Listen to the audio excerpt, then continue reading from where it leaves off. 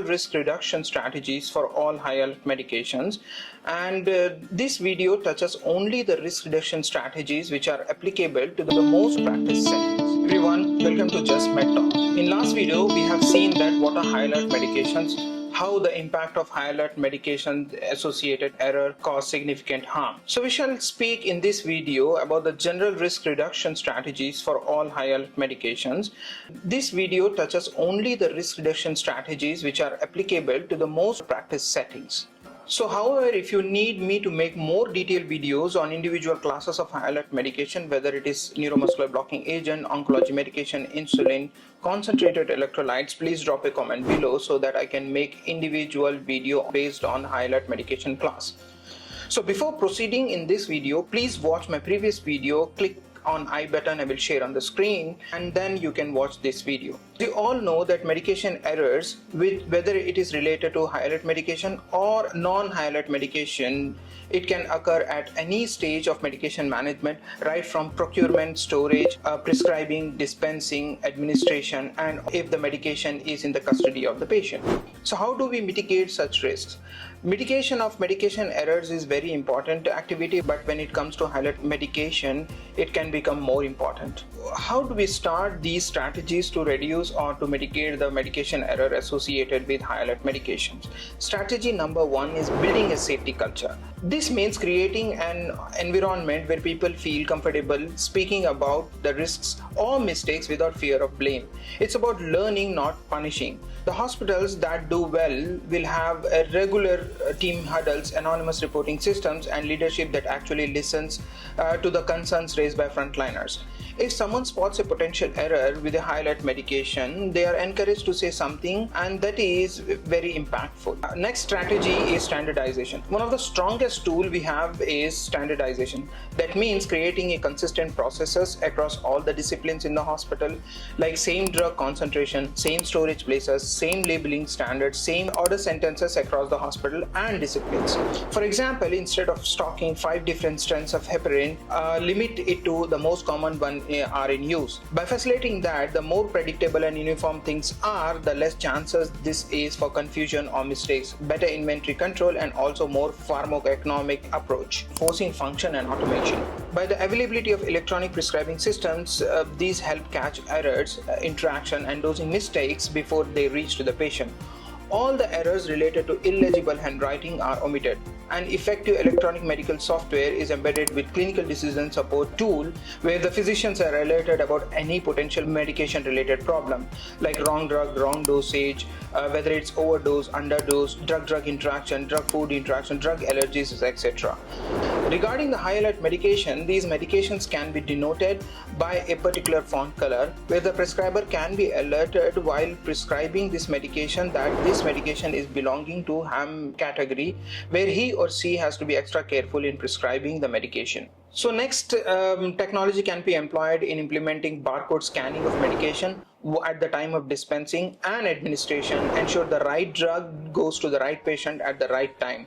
Before dispensing, individual medication has to be fixed with HAM stickers where the patient or the pharmacist before dispensing can be alerted, or the nurse can be alerted that this medication belongs to high alert. Any wrong usage can lead to a significant harm. Smart infusion pumps with dose error reduction software can alert staff if the dose is off, which is characterized by again hard and soft stops. 3 is improving access and storage. Strategy is controlling where and how these high alert medications are stored.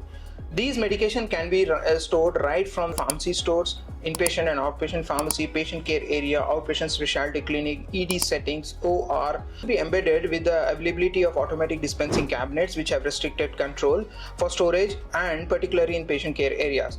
Medication should be separated, clearly labeled, and lookalike vials should not be stored together. For example, storing concentrated potassium chloride separately or even removing it from floor stock have saved countless lives. Clear warning labels and Tallman lettering should be employed in labeling, prescribing, and also while dispensing wherever applicable. We can't talk about safety without talking about education. Ongoing staff training, competency checks, and refresher courses keep everyone alert. Simulation training or case-based discussion about the past medication errors are powerful learning tools. This information can be disseminated by publishing a newsletter. The case discussion can be based in staff meeting, M&M meeting, and also staff huddles. The more prepared staff are, the safer the patient care will be. So independent double checks are still one of the most effective ways to catch errors before they reach the patient. It's not just two people glancing at the same medication or same label. It's one person preparing the medication, one verifying, and another independently verifying the drug, dose, route, and patient without being influenced by the first person's work. Especially very important for IV infusions, insulin and neuromuscular blocking agent, chemo medications, blood products, total parenteral nutrition, etc. These two trained professionals independently verifying the dose, drug, and patient can make all the difference. And let's not forget good communication. Clear handovers, readback methods, avoiding shortcuts help the whole team align. Especially in emergency setting like the rapid sequence intubation or code blue, there are so many verbal orders, and these orders can be risky. That's why readback methods are very essential. If a doctor says give 5 units of insulin, the nurse repeats it back, 5 units of insulin, correct. It sounds very simple, but it prevents mix-up. Patient also play an important role. If someone's going home with warfarin or methotrexate, they need to know how to take it safely. That means explaining the dosing schedule, what side effects to watch for, and what to avoid, like certain foods or over-the-counter medications. So in case of warfarin, you also need to assess the patient that in case of bleeding, does it have access to the nearest healthcare to manage that kind of complications. So in case of methotrexate for non-oncology conditions, the pharmacist should make sure that the patient understands that it is a weekly dose and not daily.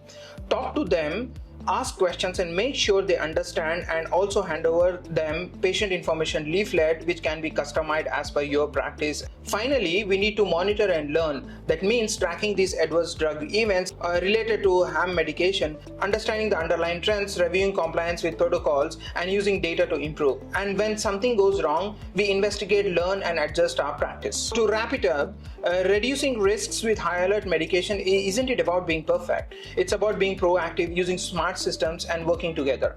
Whether you are a pharmacist, nurse, or doctor, or any other healthcare professional, everyone's role matters in patient care. This video covers only the common risk reduction strategies which are applicable in most of the practice settings. If you want me to make a detailed video about individual categories of high alert medication and their particular risk reduction strategies, please do comment. If you found this helpful, give it a thumbs up, share it with your colleagues, and don't forget to subscribe to JustMedTalk for more pharmacy topics made simple. Stay safe, stay sharp, and I'll see you in next video. Goodbye. Have a nice weekend.